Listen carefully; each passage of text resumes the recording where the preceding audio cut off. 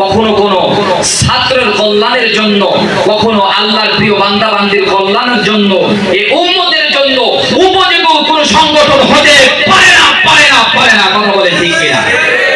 যেই সংগঠনে আল্লাহর কোরআন নাই, রাসূলের হাদিস নাই, এই সংগঠন নির্ঘাত সন্ত্রাস, চোর, ডাকাতি, ছিনতাইকারী, লুটতরাজি, জিনাকারী, ব্যভিচারী শিখায়। কথা বলেন ঠিক কিনা? যেখানে আল্লাহর কোরআন নাই সেখানে তো কখনোই আল্লাহর ভয় তার অন্তরের ভিতরে থাকতেও পারে না। কথা বলেন। সম্মানিত আমার ভাইয়েরা, তাহলে দারুসুল কোরআন, এটা আমি বলতেছিলাম মুজাফ ইলাইহি, মুজাফ ইলাইহি শেষে র শব্দ ব্যবহার হয়। কোরআনের ক্লাস র আছে না এখানে, তো এটা কোরআনের ক্লাস। কোরআনের ক্লাস অত্যন্ত গুরুত্বপূর্ণ ক্লাস। আল্লাহ রাসূল সাল্লাল্লাহু আলাইহি ওয়াসাল্লাম বুখারীর হাদিসের ভিতরে বলেন, খায়রুকুম মান তাআল্লামাল কুরআনা ওয়া আল্লামা। পৃথিবীর মধ্যে সবথেকে উত্তম ব্যক্তি কারা? সবথেকে উত্তম ব্যক্তি কারা? ডাক্তার, ইঞ্জিনিয়ারিং, বিসিএস ক্যাডার, এই যারা আছে মনে করেন, আল্লাহ রাসূল সাল্লাল্লাহু আলাইহি ওয়াসাল্লাম বলেন পৃথিবীর মধ্যে সবথেকে উত্তম হলো তারা, ওই ব্যক্তিরা যারা কোরআন শিখে এবং যিনি কোরআন শিখায়। বলুন সুবহানাল্লাহ। বলে এখানে আমরা যারা এসেছি, ক্লাসে যারা বসেছি, তারা হলো আজকে আমরা স্টুডেন্ট। কথা বলেন ঠিক কি? আর আমি গুনাহগার, আমিও একজন স্টুডেন্ট। তারপর আল্লাহ পাক রব্বুল আলামিন আমাকে এই ক্লাসের দারসে নিয়ে এসেছেন। তো সম্মানিত উপস্থিতি, আল্লাহ রাসূলের এই হাদিস অনুযায়ী আমরা বুঝতে পারলাম এই পৃথিবীর মধ্যে বর্তমানে এখন আমরা যারা এখানে বসে আছি, নিজ নিজ জায়গায় যারা আছে তাদের কথা আমি বাদ দিলাম, তো আমরা যারা এখানে বসে আছি সবথেকে উত্তম জায়গায় আমরা বসে আছি। বলেন সুবহানাল্লাহ। আর উত্তম ব্যক্তি হিসাবে, উত্তম মানুষ হিসাবে আল্লাহ রাসূল আমাদেরকেই তিনি ঘোষণা করে দিয়েছেন। বলেন আলহামদুলিল্লাহ।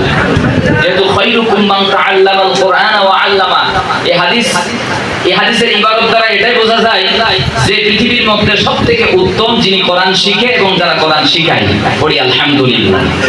এখানে অনেক কোরআনের হাফেজ আছে, অনেকেই বিভিন্ন মাদ্রাসায় অধ্যয়নরত আছে, আপনারা বিভিন্ন আলিয়া মাদ্রাসা বা কওমি মাদ্রাসায় অনেকেই লেখাপড়া করতেছেন। তো সম্মানিত উপস্থিতি, কোরআনের থেকে মহাবিশ্বের মহাবিশ্বয় এই পৃথিবীতে আর কিছু হতে পারে না। কোরআনের ভিতরে কি আছে? মা ফাররাতনা ফিল কিতাবি মিন শাই। সূরা আনামের 38 নম্বর আয়াতের ভিতরে আল্লাহ পাক রব্বুল আলামিন বলেছেন যে মা ফাররাতনা ফিল কিতাবি মিন শাই। কোরআনের ভিতরে এমন কিছু নাই যা কিছু আমি রাখি নাই। বলেন সুবহানাল্লাহ। এবার আপনি বলতে পারেন, হুজুর কোরআন পড়লে কি ডাক্তার হওয়া যায়? হ্যাঁ, সূরা ইয়াসিন বলেন ইয়াসিন ওয়াল কুরআনিল হাকীম।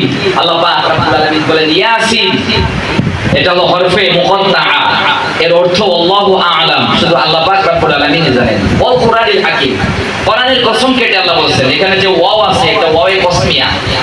এটা কি বলেন? ওয়ায়ে কসমিয়া।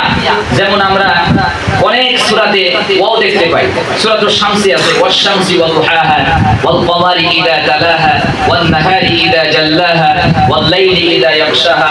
এখানে আল্লাহ পাক রব্বুল আলামিন ভোরের কসম কেটেছেন, তারপরে সূর্যের কসম কেটেছেন, চন্দ্রের কসম কেটেছেন, তারপরে সূরা 3 এ যেতে পারি ওয়ায়ে কসমিয়া আছে ওয়াত তিনি ওয়াজ যাইতুন ওয়া তুরি সিনিন ওয়া হাযাল বালাদিল আমিন। তিন পাহাড়ের কসম, তুর পাহাড়ের কসম।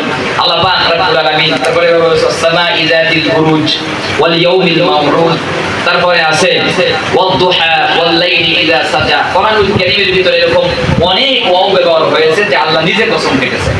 এবং আল্লাহ পাক রব্বুল আলামিন গুরুত্বপূর্ণ একটি ছোট্ট সূরা দিয়েছেন, যে সূরার নাম সূরাতুল আসর। নাম কি বলেন? সূরাতুল আসর। যদিও ছোট্ট সূরা, 3টি আয়াত, কিন্তু আল্লাহ পাক রব্বুল আলামিন 3টি আয়াতের ভিতরে গোটা কোরআনের সবকিছু আল্লাহ পাক রব্বুল আলামিন সীমাবদ্ধ করে দিয়েছেন। বলেন সুবহানাল্লাহ। ওয়াল আসর, আসরের কসম।